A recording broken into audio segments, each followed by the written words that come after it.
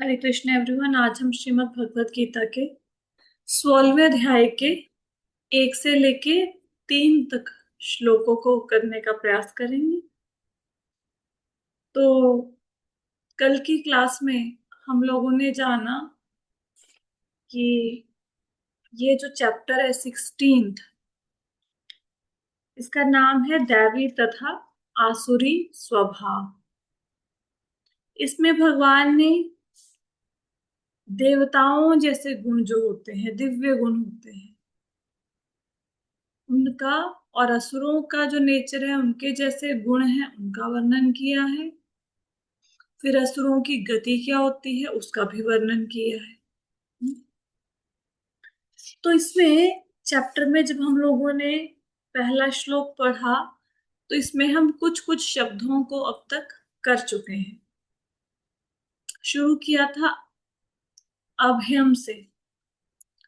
तो कल की क्लास में पढ़ा था कि 4 वर्ण होते हैं, 4 आश्रम होते हैं। वर्ण ब्राह्मण, क्षत्रिय, वैश्य और शूद्र। आश्रम ब्रह्मचर्य, गृहस्थ, वानप्रस्थ और सन्यास। अब जो सन्यासी होता है वो ब्राह्मण से भी ऊपर होता है। ब्राह्मण सबका गुरु है, क्षत्रिय, शूद्र, वैश्य तीनों का।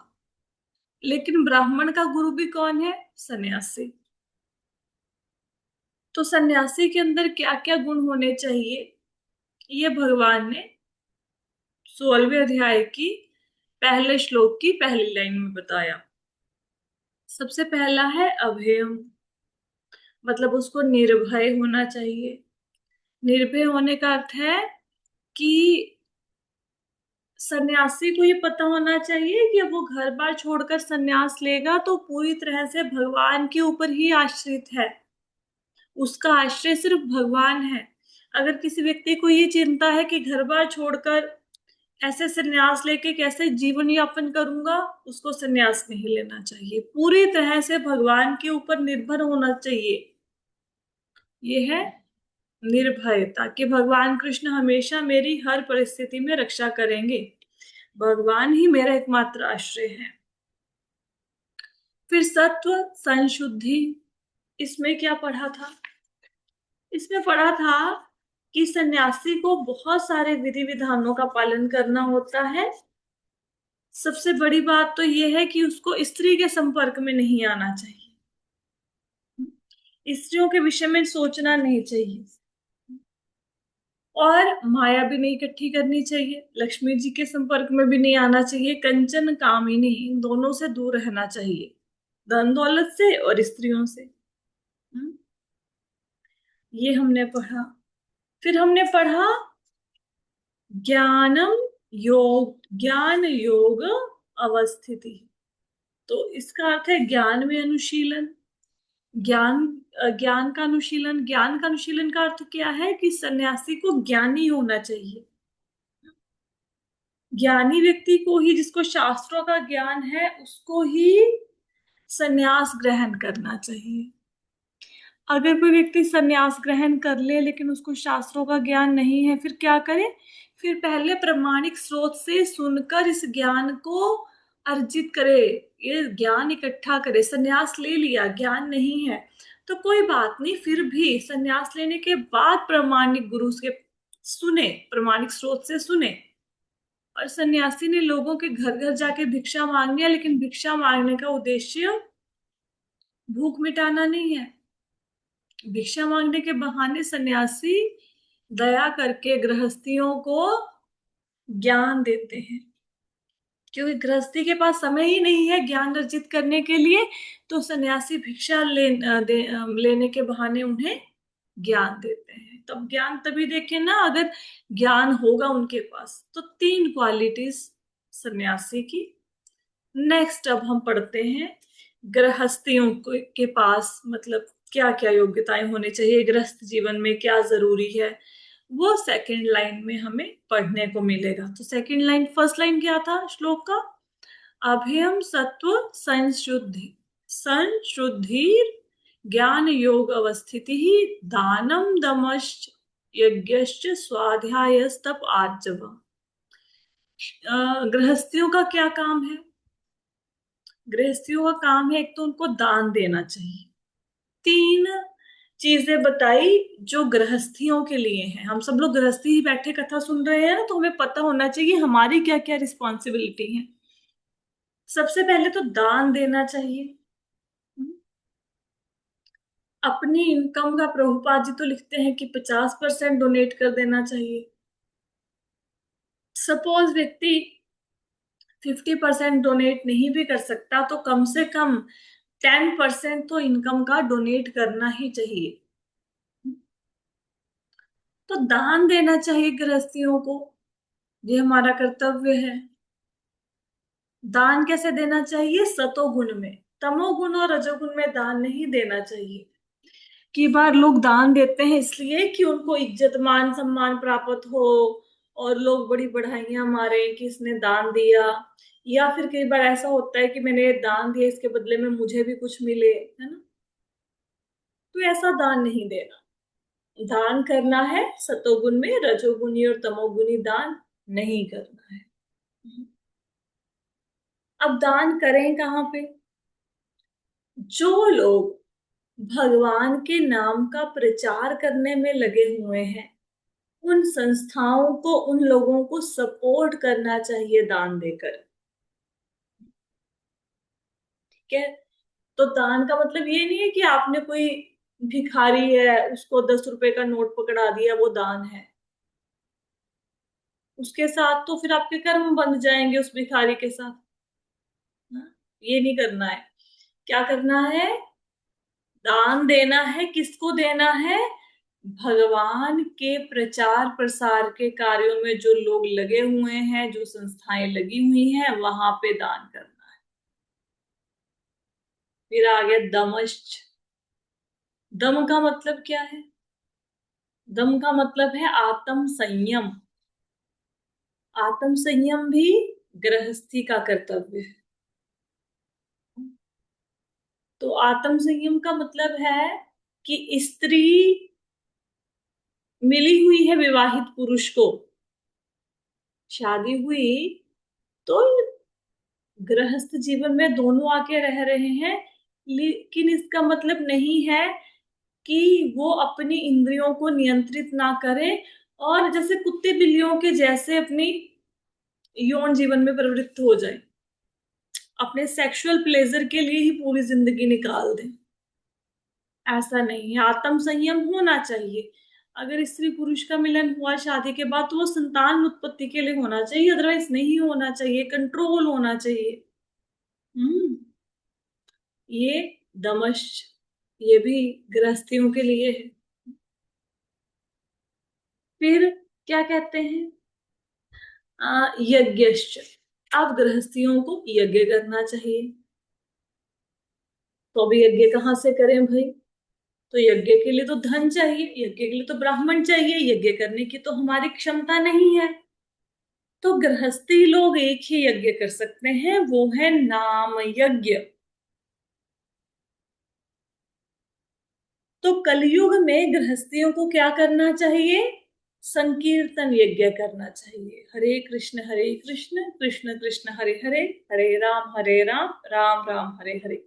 इसका संकीर्तन करना, इसका जाप करना, यही सबसे बड़ा यज्ञ है। ये यज्ञ करना चाहिए गृहस्थियों को। तो गृहस्थियों के लिए कौन कौन से तीन हो गए काम जो करने हैं? दान, दम अर्थात कंट्रोल, आत्म संयम, यज्ञ। यज्ञ करना है। कौन सा यज्ञ करना है? नाम यज्ञ।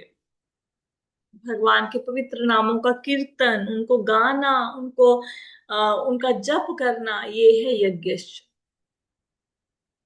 सन्यासी का देख लिया, गृहस्थी का देख लिया। अब नेक्स्ट क्या है? स्वाध्याय। स्वाध्याय का मतलब क्या है? अध्ययन करना। किसका अध्ययन करना? मतलब पढ़ाई करना। किसकी पढ़ाई करना? वेदों की पढ़ाई करना, शास्त्रों की पढ़ाई करना। ये किसका काम है? ये ब्रह्मचर्यों का काम है। तो ब्रह्मचर्य को क्या करना चाहिए? शास्त्रों को पढ़ना चाहिए। अब देखो, ये जो वर्णाश्रम सिस्टम बनाया है ना, ये किसी व्यक्ति ने नहीं बनाया, ये भगवान ने बनाया है। बस वर्णाश्रम में अभी ना थोड़ा सा ये हो गया है कुछ सालों से कि जैसे उच्च जाति, निम्न जाति, छुआछूत, ये सब कुछ आ गया है। एक्चुअल तो बहुत सुंदर व्यवस्था बनाई थी भगवान ने कि व्यक्ति अपना काम करते करते भगवान की प्राप्ति कर सकता है, अपने कर्तव्यों का पालन करता करता ना। देखो अभी हम लोग, सपोज करो, आजकल मनुष्य की एवरेज आयु क्या होती है बताओ? कलयुग में क्या है? 40 वैसे to तो हुआ 45 या है, 50 लास्ट। सिक्स। ये वैसे तो 100 है, 100 वैसे तो है। 100 है, पर माता जी 70। तो है, लेकिन तो अब थोड़ा हो गया है। लेकिन तो कोई अचीव ही नहीं करता ना, तो हम चलो हम 80 साल मान लेते हैं, ठीक है? 80 इयर्स मान ले अपनी आयु। तो 80 इयर्स की जो आयु है उसमें अगर हम डिवाइड करें, पहले 20 साल में ब्रह्मचर्य का पालन करना चाहिए था, फिर 20 सालों में गृहस्थ का, फिर 20 सालों में वानप्रस्थ का, फिर 20 सालों में संन्यास ले लेना चाहिए था। तो आइडली अभी हम वानप्रस्थ की अवस्था पे बैठे हुए हैं। हम्म। तो ब्रह्मचर्य, अगर हम 20 सालों में ब्रह्मचर्य व्रत को धारण करते तो उस समय हमें शास्त्र पढ़ने चाहिए थे। ये जो अब हमने बुक्स उठाई है ना, अभी हम लोग शास्त्रों को पढ़ना शुरू कर रहे हैं। अब हम लोगों से ना शास्त्रों के अकॉर्डिंग आचरण क्यों नहीं हो पाता? हम लोग क्यों रेगुलर नहीं हो पाते? बड़े धक्के से किसी ना किसी तरीके से हम रूटीन सेट करते हैं, बड़ी मुशक्कत के साथ, फिर वो क्यों डगमगा जाती है हमारी रूटीन? आप कहीं पे घूम के आ जाओ, अभी छुट्टी है ना, समर वेकेशंस, कहीं पे घूम के आ जाओ, आप मायके जाके आ जाओ, कहीं भी चले जाओ, कोई अच्छी चाहे अच्छी जगह पे भी जाके आ जाओ। क्या होगा कि आते ही आपकी सारी रूटीन डिस्टर्ब हो जाएगी, सारी की सारी। हम्म। क्यों ऐसा होता है? वो ऐसा इसलिए होता है क्योंकि आदत नहीं है, शुरू से आदत नहीं डाली। अब पहले के जमाने में गुरुकुल में बच्चे जाते थे शुरू से ही। जिस बच्चे को बचपन में 5 साल की उम्र से 4 बजे उठने की, ब्रह्म मुहूर्त में उठने की आदत पड़ जाएगी, वो बच्चा 40 साल की उम्र में स्ट्रगल नहीं करेगा, क्योंकि उसको 5 साल की उम्र से आदत डाल दी। उसको 5 साल की उम्र से ही शास्त्रों का बारे में बताना शुरू कर दिया, ठीक है? अब वो कैसे डगमगाएगा? अब यहाँ पे सारा ब्रह्मचर्य जीवन ऐसे ही निकल गया। ब्रह्मचर्य तो रहा ही नहीं अब कहीं, गृहस्थी भी ऐसे ही निकल गया। अब उम्र की जब आधी से ज्यादा उम्र पार होगी, अब शास्त्र हाथ में आए हैं, इसलिए तो समझ में नहीं आते। हम्म। तो स्वाध्याय, कितना सुंदर व्यवस्था थी भगवान की कि पहले 25 सालों में क्या करो, सपोज किसी की 100 ईयर की आयु है, ब्रह्मचर्य का पालन करो, तो ब्रह्मचर्या में ही इंद्रियों के ऊपर कंट्रोल होना करना सिखा देते थे। फिर व्यक्ति जब 25 साल ब्रह्मचर्य व्रत का पालन करके गृहस्थ में एंटर करेगा तो वो इतना ज्यादा भोग विलासों की कामना थोड़ा ना उसे होगी। और जब पहले के जमाने में अगर किसी को वनवास मिला ना, कहीं भेजा, तो उनको पता होता था कुटिया कैसे बनानी है, उनको पता होता था जंगल में अपने आप को सरवाइव कैसे करना है, जल कैसे ढूंढना है, खाने के लिए वहां पे क्या क्या मिलेगा, क्या ऑप्शन हो सकती हैं, कहाँ से हम जीवित रह सकते हैं क्या खा के। क्योंकि ब्रह्मचर्य जीवन में उनको जंगलों में भेजा जाता था, आश्रमों में, वहां पे वो रह के लकड़ियां भी तोड़ के लेके आते थे, लकड़ियों पे भोजन भी बनाना सिखाया जाता था, सब कुछ सिखाया जाता था। अब जब बालक ध्रुव गए तपस्या करने, तो 5 साल की उम्र में उनको पता थी विधि की तपस्या करनी कैसे है। हमें आगे 50-100 साल की उम्र में भी नहीं पता लगेगी। तो ये था वर्णाश्रम सिस्टम, जिसको इग्नोर कर दिया गया सोसाइटी में। वर्णाश्रम सिस्टम को नहीं, पूरे के पूरे सिस्टम की धज्जियां उड़ा दी। स्त्रियों को पुरुषों के बराबर होना चाहिए, स्त्रियों को कमाना चाहिए। अब स्त्रियां कमाएंगे तो बच्चा कौन संभालेगा? बच्चा मेड संभालेगी। अब बच्चे में गुण कैसे आएंगे? जैसे मेड के गुण है वैसे बच्चे में आ जाएंगे, जो पालन पोषण कर रहा है उसी के तो गुण आएंगे। स्त्रियां कमा रही हैं, पुरुष घर का काम कर रहे हैं, या के घरों में कुछ कर ही नहीं रहे, अपनी रिस्पॉन्सिबिलिटीज को भूल गए हैं। या फिर किसी किसी सिनारियों में स्त्रियां दोनों काम कर रही हैं, कमा भी रही हैं, घर भी चला रही हैं। तो एक्सेस प्रेशर आ गया उनके ऊपर, फिर भक्ति के लिए समय क्या कहाँ से मिलेगा? आप दोनों काम करोगे तो बड़ी मुश्किल है आजकल का जीवन। भगवान ने तो बहुत सरल हमें तरीका बताया था। तो स्वाध्याय किसका काम है? ब्रह्मचर्यों का। ब्रह्मचर्यों को क्या करना है? एक तो स्त्रियों से दूर रहना है, ठीक है।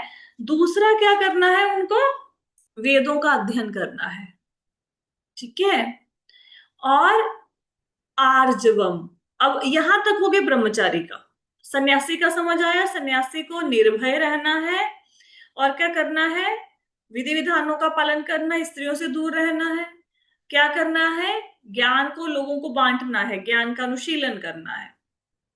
और गृहस्थी के लिए क्या है? दान देना है, आत्म संयम करना है, यज्ञ करना है। कौन सा यज्ञ? भगवान के नाम का यज्ञ। ब्रह्मचर्यों का भी हमने सुन लिया। ब्रह्मचर्यों का क्या है? अध्ययन करना है ना, वेदों का अध्ययन करना है, शास्त्रों का अध्ययन करना है। स्वाध्याय तप, साथ में क्या करना है? तपस्या करनी है। तपस्या सबके लिए है। आइडली तो प्रभुपा जी कहते हैं तपस्या सबको करनी चाहिए, लेकिन तपस्या स्पेशली किनके लिए है? वानप्रस्थियों के लिए। सन्यासी का बताया, गृहस्थी का बताया, ब्रह्मचर्य का बताया, वानप्रस्थ का बता रहे हैं। वानप्रस्थियों को क्या करना चाहिए? तपस्या करनी चाहिए। वानप्रस्थी को तपस्या करने के लिए क्यों बोला? वो इसलिए बोला क्योंकि वानप्रस्थ आश्रम थर्ड स्टेज पे आता है। सबसे पहले ब्रह्मचर्य, फिर गृहस्थ, फिर वानप्रस्थ। तो वानप्रस्थ से पहले, वानप्रस्थ होते मतलब जंगल में जाके तपस्या करना, शरीर को अपनी मर्जी से कष्ट देना। जैसे जुलाई का महीना है तो आग जला के, एक तो सूरज की गर्मी है, आग जला के बीच में खड़े हो जाना। अब दिसंबर का महीना है, नदी के अंदर खड़े हो जाना। बारिश आ रही है, गुफा में पेड़ के नीचे नहीं जाना, बिल्कुल ऐसे खड़े हो जाना बारिश में। तो ऐसे तपस्या करना, शरीर को अपनी इच्छा से कष्ट देना, उन कष्टों को सहने की आदत डालना। तो वानप्रस्थ में तपस्या करने के लिए बताया गया है। वानप्रस्थ में तपस्या इसलिए करने के लिए कहा जाता है क्योंकि उससे पहले गृहस्थ आश्रम होता है, और गृहस्थ आश्रम में व्यक्ति भोगों को भोगता है, तो भोगों के संस्कार पड़ जाते हैं। अब भोगों के जो संस्कार पड़ गए मन पे, वो तपस्या करके उनको खत्म किया जाता है। उस भोगों को भोगने की प्रवृत्ति को खत्म किया जाता है। इसलिए तपस्या किसके लिए है? वानप्रस्थियों के लिए। लेकिन तपस्या सिर्फ वानप्रस्थियों के लिए नहीं है, तपस्या तो सबको कुछ ना कुछ करनी ही पड़ती है। जैसे अभी आप लोग भी तो तपस्या कर रहे हैं ना, गृहस्थी, एकादशी व्रत रखते हैं, बहुत सारे नियमों का पालन करते हैं, ये तपस्या ही है ना। तपस्या किए बिना कोई भगवान के धाम जा ही नहीं सकता। जैसे कहते हैं ना कि मेहनत किए बिना कोई पास नहीं हो सकता अच्छे नंबरों से, तो मेहनत तो करनी ही पड़ेगी, तो तपस्या तो करनी ही पड़ेगी, चाहे किसी भी फॉर्म में करो। तपस्या के किए बिना नहीं भगवान के धाम में जाओगे, ठीक है। अब आता है आर्जवम। आर्जवम का अर्थ क्या है? आर्जवम का अर्थ है सरल होना, ठीक है। तो जो ये आर्जवम का गुण है, ये किसकी क्वालिटी है? ब्राह्मणों की, ठीक है। अब आपने सन्यासी का पढ़ लिया, गृहस्थ का पढ़ लिया, ब्रह्मचर्य का पढ़ लिया, वानप्रस्थ का पढ़ लिया। अब 12 क्वालिटीज जो कि ब्राह्मणों में होनी चाहिए उसका वर्णन आएगा, जो कि आर्जवम से शुरू होता है। आर्जवम का मतलब होता है ऑनेस्टी, ठीक है, सच्चाई, ईमानदारी।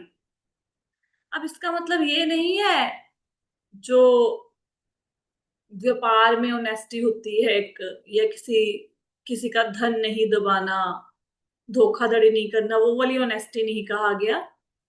आर्जवम का अर्थ जो बलदेव विद्याभूषण जी लिखते हैं, वो लिखते हैं कि आर्जवम का अर्थ है कि कोई इंपॉर्टेंट टॉपिक है, उसमें से आपको जो मीनिंग समझ में आया, उससे उसको दूसरों से छुपाना नहीं। इसको कैसे समझोगे? जैसे आपने कभी देखा होगा जब एग्जाम होता था, तो हमारे पीछे कोई व्यक्ति, सपोज कोई विद्यार्थी बैठा है, उसने बोला तुम्हें इस क्वेश्चन का आंसर आता है? हम क्या बोलते थे? नहीं नहीं हमें नहीं आता, ठीक है, और अपना लिखते रहते थे। या फिर भी नकल नहीं करवाते थे, बताते नहीं थे उसको, या फिर आपको क्लास में सारे टॉपिक अच्छे से समझ आ गए लेकिन आप दूसरों की हेल्प नहीं करोगे, क्यों? नहीं तो फिर उसके अच्छे नंबर आ जाएंगे, वो आपसे आगे निकल जाएगा। Same in the case with corporate sector, किसी को कोई काम आता है वो दूसरे को सिखाएगा नहीं, उसको ये लगता है मेरी नौकरी ना खा जाए, है ना। लेकिन यहाँ पे आर्जवम का अर्थ क्या है कि आपको अगर कोई किसी इंपॉर्टेंट टॉपिक में कुछ समझ आया तो उसको दूसरों से छुपाना नहीं है। कोई इंपॉर्टेंट बात आपको पता चली, वो दूसरों से नहीं छुपानी, दूसरों को भी ज्ञान देना है। कई बार बहुत सारे लोग ऐसे होते हैं, ज्ञान बहुत होता है लेकिन बांटते नहीं है। तो अगर ज्ञान है तो उसको बांटो, और एज इट इज बांटो। उसमें से एक पॉइंट भी अपने लिए मत रखो कि ये सिर्फ मुझे पता हो, बाकी लोगों को इस बात का ना पता हो। ऐसा नहीं होना चाहिए। एज इट इज आपको ज्ञान को आगे बांटना है। ठीक है, कोई भी इंपॉर्टेंट इंफॉर्मेशन इसलिए नहीं छुपानी कि दूसरे इसको समझकर मेरे से आगे निकल जाएंगे। ऐसे नहीं करना, इसको बोलते हैं सरल होना। ठीक है, आर्जवम। आगे है अहिंसा। अहिंसा का मतलब क्या है? कि किसी जीव की प्रगति को नहीं रोकना। इसका मतलब, जैसे सपोज करो, आ, आपने कॉकरोच को मारा। अब कॉकरोच को उस योनि में सपोज करो 2 साल के लिए रहना था। उसके पिछले जन्म के कर्म ऐसे थे कि उसको कॉकरोच के जीवन में 2 साल रहना था। अभी उसकी उम्र 1.5 साल ही बीती थी, आपने उसको मार दिया। अब आपने उसकी प्रगति को रोक दिया। उसको 2 साल बाद इस योनि से मुक्ति मिलनी थी, अब उसको नया जन्म मिलना था। हमने क्या किया? 1.5 साल में मार दिया। अब क्या होगा बेचारे के साथ? वो फिर से माता के गर्भ में जाएगा, फिर से उस कष्ट को सहेगा, फिर से कॉकरोच बन के आएगा, फिर जो उसका 6 महीने रह गए वो पूरे करेगा, फिर जाके उसको नेक्स्ट योनि मिलेगी। सेम बाकी पशु पक्षियों के साथ। तो हमें किसी की प्रगति को रोकना नहीं है। एक व्यक्ति, किसी भी जीव को कोई अगर शरीर दिया है भगवान ने, तो उसके कर्मों के अनुसार एक नियमित अवधि तक उस शरीर में उसको रहना है। अगर हम उसको पहले मार देंगे तो उसकी प्रगति रुक जाएगी, उसको दूसरा शरीर नहीं मिलेगा। उसका विकास रुक जाएगा। हम्म? ये है अहिंसा। फिर क्या है? अहिंसा सत्यम। सत्यम का मतलब क्या है? सत्यम का मतलब है, जैसे वेद है। अब वेदों का कुछ पार्ट ऐसा है जो बहुत मुश्किल है, समझ में नहीं आता। लेकिन इसका मतलब ये नहीं कि जो चीज नहीं समझ में आई उसको तोड़ मरोड़ के उसका जो भी मतलब लोगों के आगे प्रस्तुत कर दो, ये मतलब नहीं है। सपोज आप कोई शास्त्र भी किसी व्यक्ति को पढ़ा रहे हो, आपको कोई पर्टिकुलर श्लोक, कोई पर्टिकुलर बात, कोई पर्टिकुलर लाइन नहीं समझ में आई, तो इसका मतलब ये नहीं है कि अभी 10 लोगों के बीच में आप लेक्चर दे रहे हो तो जो भी मन गढ़ंत मीनिंग आया उसको मन से अपने कोई भी बात बोल के लोगों को समझा दिया, है ना। क्योंकि लोग तो उसको एज इट इज मान लेंगे, फिर उसको वैसे ही पालन करेंगे। राइट।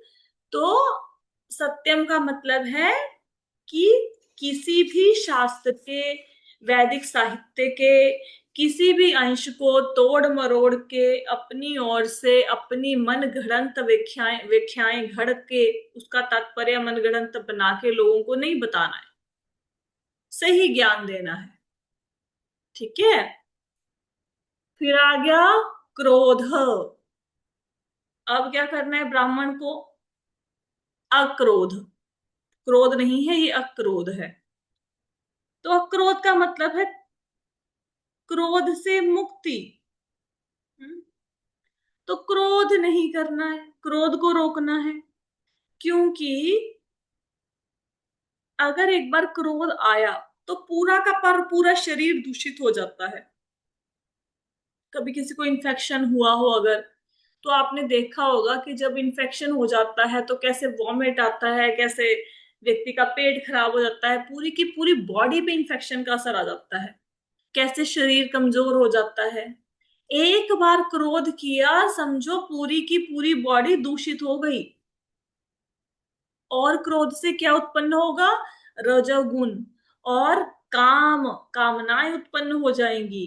तो ब्राह्मण को क्या करना है? क्रोध पर नियंत्रण रखना है। सिर्फ ब्राह्मण को नहीं, सबको ही कोशिश करनी है। ठीक है। त्याग। त्याग का मतलब क्या है? त्याग का मतलब है कि दूसरों की इंसल्ट करने के लिए बुरे वचन नहीं बोलने, दूसरों को हर्ट करने के लिए बैड वर्ड्स यूज नहीं करने, दूसरों की इंसल्ट करने के लिए। ये हो गया त्याग। शांति। शांति का मतलब माइंड कंट्रोल करना है, मानसिक शांति, माइंड को कंट्रोल करना। अपैशुनम, ये तो सब लोग ही करते हैं अपैशुनम। अपैशुनम का मतलब पता है क्या होता है? अपैशुनम का मतलब होता है कि आपके सामने कोई व्यक्ति नहीं है, आपकी आंखों से परे है, तो उसकी चुगली नहीं करनी। वो व्यक्ति आपका पति, आपकी पत्नी, आपके बच्चे, आपके रिश्तेदार, आपका भाई बंधु, दोस्त मित्र, भक्त, कोई भी हो सकता है। ठीक है। तो व्यक्ति आपके सामने नहीं है, उसकी एब्सेंस में उसको क्रिटिसाइज करना, इसको अपैशुनम कहते हैं। दूसरे व्यक्ति के बारे में उसकी एब्सेंस में बुरे वर्ड्स कहना, या तो उसकी प्रेजेंस में कह लो। अगर मुझे बोलना है कि मेरी सास अच्छी नहीं है, या तो वो सामने बैठी है तब कह लो, उसके एब्सेंस में नहीं कहना। पर प्रॉब्लम है सामने जी बोलना नहीं है, पीछे से हमने सब कुछ बोलना है, तो वो पैशुनम में आ जाएगा। दया। दया का मतलब है कि दूसरे जीवों के दुख को देखकर इनटॉलरेट हो जाना। भाई दूसरा व्यक्ति इतने दुख में क्यों है, उसके लिए मन पसीज जाना, दूसरे को दुख को देखकर दुखी हो जाना, करुणा करना, उसको उस दुख से निकालने की चेष्टा करना, दिस इज दया। और क्या है? दया भूतेष्व। दया किस पे करनी है? समस्त जीवों के प्रति दयालु होना है। ऐसा नहीं सिर्फ इंसानों के प्रति, सारे पशु पक्षियों सबके प्रति दयालु होना। अलोलुप्त्वम। अलोलुप्त्वम का मतलब क्या है? अलोलुप्त्वम का मतलब है लालच नहीं करना। हम्म तो लालच अगर आप आध्यात्मिक जीवन में प्रगति के लिए कर रहे हो तो कोई दिक्कत नहीं है। ठीक है। भगवान की भक्ति ज्यादा करने का लालच, माला ज्यादा करने का लालच, ज्यादा पढ़ने का लालच, वो सारे लालच ठीक है। लेकिन भौतिक वस्तुओं को इकट्ठा करने का लालच, ये नहीं होना चाहिए। ठीक है। तो अलोलुप्त्वम, लालच नहीं करना, लोभ से मुक्ति। आगे क्या है? मार्दवम। मार्दवम का मतलब क्या है? मार्दवम का अर्थ है कि अगर कोई व्यक्ति चला गया आपके जीवन से, वो एक्चुअल में बहुत वैल्यूएबल था, जैसे आपकी आध्यात्मिक प्रगति हो रही थी उससे, कोई ऐसा व्यक्ति, उसके जाने पर दुख होना चाहिए। हम्म कोई वर्दी पर्सन आपकी लाइफ से चला गया तो थोड़ा मतलब ऐसे फील होना चाहिए कि नहीं, he was a part of my life, उससे मेरे जीवन में प्रगति हो रही थी। हरीम का मतलब क्या है? लज्जा। मतलब कोई इलीगल एक्टिविटी करते हो तो थोड़ा सा शर्म महसूस होना, लज्जा। हम्म? आगे क्या है? अचापलम। अचापलम का मतलब क्या है? अचापलम का मतलब है कि यूजलेस एक्शन नहीं करने, यूजलेस एक्टिविटीज नहीं करनी। जिन एक्टिविटीज से आपकी कोई आध्यात्मिक प्रगति नहीं हो रही है, अब जैसे हमारा अचापलम की एग्जांपल दो कोई। क्या है अचापलम हमारे जीवन में, बताओ। रील्स देख लो। ये इंस्टा उंस्टा चला रहे हो, ये सारा अचापलम ही तो है। ठीक है, ये बलदेव विद्याभूषण जी लिख रहे हैं। जो मैं आपको तात्पर्य बता रही हूँ, हम लोग थोड़ा सा मिक्स करके तात्पर्य समझ रहे हैं। हम बलदेव विद्याभूषण जी की कमेंट्री को बेसिकली इसमें बेस बना रहे हैं। अचापलम का अर्थ बलदेव विद्याभूषण जी लिख रहे हैं absence of useless actions, useless action नहीं करने। और प्रभुपाद जी अचापलम का अर्थ लिख रहे हैं कि मनुष्य किसी प्रयास से विचलित या उदास ना हो। तो अगर कोई प्रयास किया, सपोज आपने संडे वाले दिन भगवत गीता बांटनी शुरू करी, अब आपकी भगवत गीता नहीं बंटी, पूरे संडे में एक ही भगवत गीता बंटी, तो उसका मतलब क्या है, फिर आपने उदास नहीं होना कि मेरी एक ही बंटी। आपने अपना पूरा 10 मतलब 100% दिया ना, तो कोई बात नहीं। आपने प्रयास किया, लेकिन प्रयास में अगर सफलता नहीं मिली तो उदास नहीं होना। ठीक है, धैर्य और संकल्प के साथ प्रगति धीरे धीरे करते जाओगे। ठीक है, क्लियर हो गया। तो आज की क्लास तो अगला श्लोक तो शुरू करने को कोई बेनिफिट नहीं है, आज कंप्लीट नहीं हो पाएगा। एक बार रिपीट कर लेते हैं। क्या बताया इस श्लोक में? अभयम। अभयम किसके लिए है? पहले दो श्लोकों में क्या बताया? अभयम सन्यासी के लिए, कि उसका पूरा का पूरा उसके मन में विश्वास होना चाहिए कि भगवान कृष्ण हर हाल में मेरी रक्षा करेंगे, भगवान कृष्ण ही उसका एकमात्र सहारा होना चाहिए। सत्व संशुद्धिर, इसका मतलब क्या है कि जो सन्यासी होता है उसको विधि विधानों का पालन करना चाहिए, स्त्रियों से धन से दूर रहना चाहिए। ज्ञान योग अवस्थिति का मतलब क्या है कि उसको ज्ञान का अनुशीलन करना चाहिए। किसी द्वार पर भिक्षा मांगने गया तो उस गृहस्थी को ज्ञान देना है। ठीक है, फिर ये आगे तीन जो है योग्यताएं सन्यासियों की, सन्यासियों के कर्तव्य हैं। दान करना, आत्म संयम करना स्पेशली इन सेक्सुअल लाइफ, और यज्ञ करना, नाम यज्ञ करना। ये तीन कर्तव्य आगे गृहस्थियों के। ठीक है, ब्रह्मचारी का कर्तव्य आ गया स्वाध्याय करना। वानप्रस्थी के लिए तपस्या बताया है। ब्राह्मण के लिए 12 क्वालिटीज। आर्जवम का मतलब है सरल होना। अगर कोई चीज पता है, इंपॉर्टेंट इंफॉर्मेशन, तो बता देना। अगर कोई शास्त्र पढ़ा, उसमें जो समझ आया दूसरों को बता देना। अहिंसा, किसी जीव को मारकर उसकी प्रगति को नहीं रोकना। ठीक है, सत्यम। सत्यम का अर्थ क्या है कि सत्यम का हम लोगों ने क्या पढ़ा था अर्थ, कि एक्यूरेट स्टेटमेंट नहीं, इनएक्यूरेट स्टेटमेंट, गलत स्टेटमेंट नहीं देना। अगर कोई श्लोक पढ़ा नहीं समझ आया तो लोगों को गलत नहीं बताना, जो सही है उसी को बताना है। अक्रोधा मतलब क्रोध नहीं करना। और त्यागा मतलब दूसरों को इंसल्ट करने के लिए बुरे शब्द नहीं कहने। उसके बाद है शांति। शांति मतलब माइंड का कंट्रोल। फिर है अपैशुनम। अपैशुनम क्या होता है बताओ? अभी बताया था।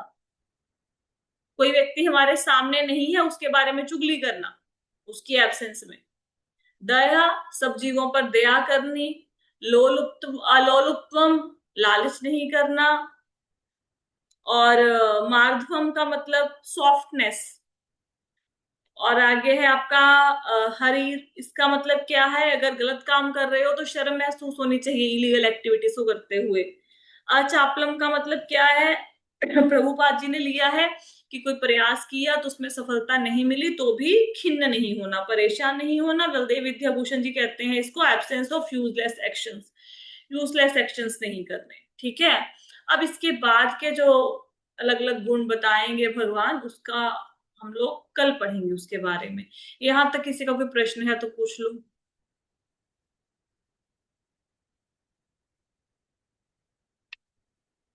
नहीं है, सब समझ आ गया? ठीक है, तो मैंने माता जी हैं जिनका प्रश्न था, मैं ले लूं प्रश्न।